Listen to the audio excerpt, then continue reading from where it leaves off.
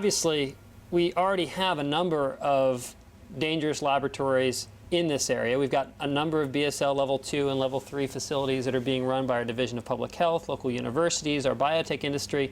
There is an expectation of transparency and accountability that goes into those facilities. And that's fantastic. That's well and good.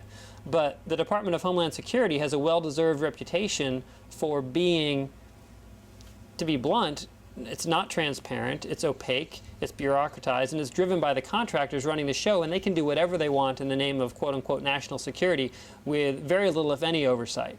So there is no assurance that people who are attempting to speak for Homeland Security and saying that they're going to bring this lab to a site close to us, there's no assurance that these people can speak for Homeland Security, and there's frankly no guarantee that we'll know what's going on within this facility based upon Homeland Security's track record. But the second, and I think the more important concern that I have, goes back to just asking that first question you asked. You know, should they be able to run this lab? Are they going to be able to run this lab safely? And I draw people's attention to a recent report that came out just this May from the Government Accountability Office. And the title of this report, this is fascinating, the title of this report, DHS lacks evidence to conclude that foot and mouth disease research can be done safely on the U.S. mainland. Now, this is a report that was put together by the Government Accountability Office, which is basically Congress's watchdog, which is saying, wait a minute, these bureaucrats are making a claim about what they can do, but the evidence doesn't support that. And I've read the report, and they raise really good questions. So these are the sort of common sense reality checks that we need to look at and hold these bureaucrats accountable and these contractors accountable so that we let them know, look, this isn't just having a biosafety level 4 laboratory that is going to be a super Walmart-sized 500,000 square foot indoor farm for large animals being given deadly diseases. That's not something you take lightly. And furthermore, I really agree with Roger Breeze, who's the former director of the Plum Island facility. Roger Breeze doesn't think it's a good idea to bring these diseases onto the mainland United States. If the former director of Plum Island is quoted as saying that this is a bad idea, I think it pays to listen with people who actually have the experience and know what it's been like to live through the outbreaks that have occurred. And one of the questions I raised is, why is it that we need to be importing all these diseases to a single location? Why don't we take our commitment to building the safest and implementing the safest and most responsible processes for investigating these organisms? Why don't we take that knowledge to where these diseases are already endemic and where they're already being studied? So, for example, the UK is already fighting foot and mouth disease. They've got an incentive to research it right there.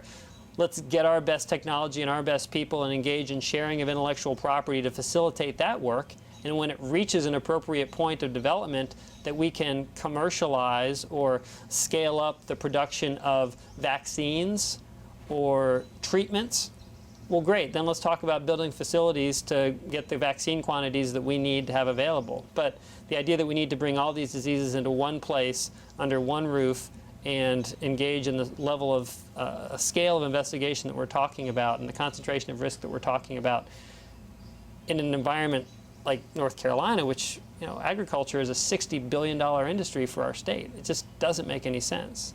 There's a lot going on, and there's a lot that's been bought and paid for that our government is doing to us that we absolutely have to get on top of. And it's so invigorating for me to be able to get out there in front of people and start just passing out a simple rule book. The idea that we have a document that defines how our government in Washington is supposed to behave. And this, for me, running for office, is my job description, right? If I don't follow my job description, the voters can and should, and I would expect to be kicked out of office.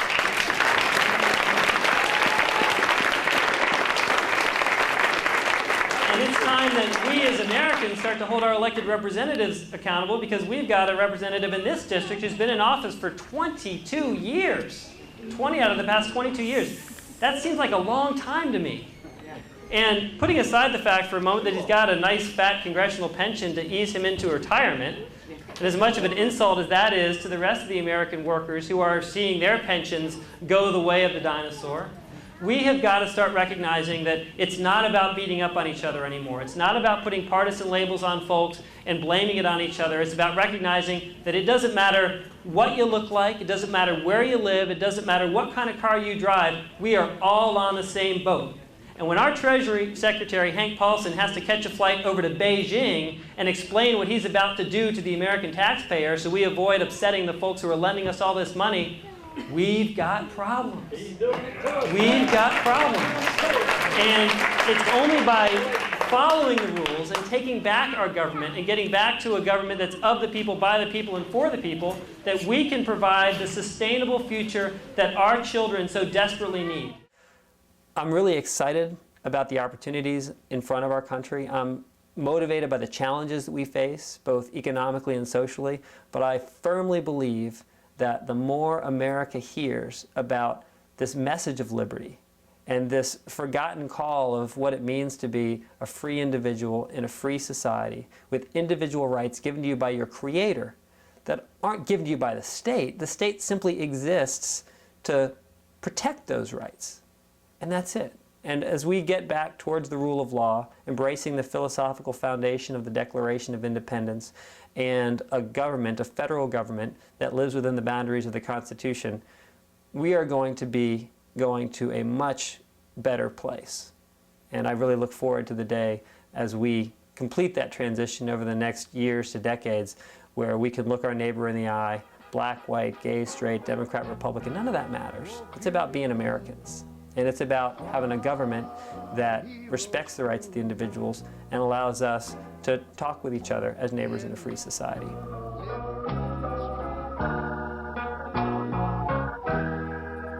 America,